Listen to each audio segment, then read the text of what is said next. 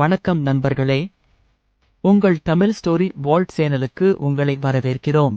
இன்று நாம் வரலாற்றின் மிகப்பெரிய மர்மங்களில் ஒன்றான கடலுக்குள் மூழ்கிப் போன ஒரு மாபெரும் தமிழர் பேரரசை தேடிச் செல்லப் போகிறோம்.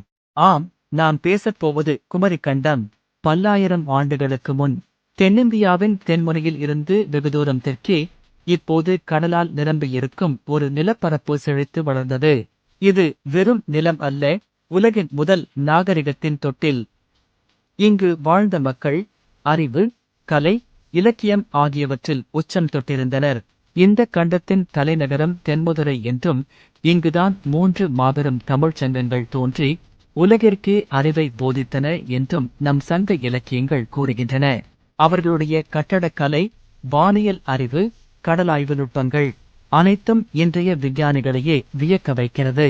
இது ஒரு பொற்காலம். ஆனால் எதன் உச்சமும் நிரந்தரம் இல்லையே. ஒரு நாள் இயற்கையின் சீற்றம் கோர தாண்டவமாடியது. ராட்சத அலைகள் விண்ணை தொட்டன. மக்கள் செய்வதறியாது திகைத்து நின்றனர். இதைத்தான் நம் இலக்கியங்கள் கடல்கோள் என்று குறிப்பிட்டன. தென்மதுரை, கபாடபுரம் போன்ற தலைசிறந்த நகரங்கள் மெல்ல மெல்ல உறுதியாக கடலின் ஆழத்திற்குள் மூழ்கத் தொடங்கியது. அனைத்து கலை பொக்கிஷங்களுடன் இந்து மகா சமுத்திரத்தின் அடியாழத்திற்குள் சமாதியாகின.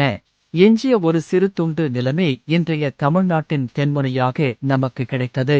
பல வரலாற்று ஆதாரங்கள் கடலுக்குள் புதைந்திருக்கலாம் என்ற மர்மத்தை இன்று வரை சுமந்து நிற்கிறது குமரிக்கண்டம். நண்பர்களே, குமரிக்கண்டம் ஒரு கற்பனையா அல்லது நிஜமா? கடலின் ஆழத்தில் மறைந்திருக்கும் இந்த தமிழர் நாகரிகத்தின் ரகசியங்கள் ஒரு நாள் நிச்சயம் வெளிவரும் என்று நம்புவோமாக.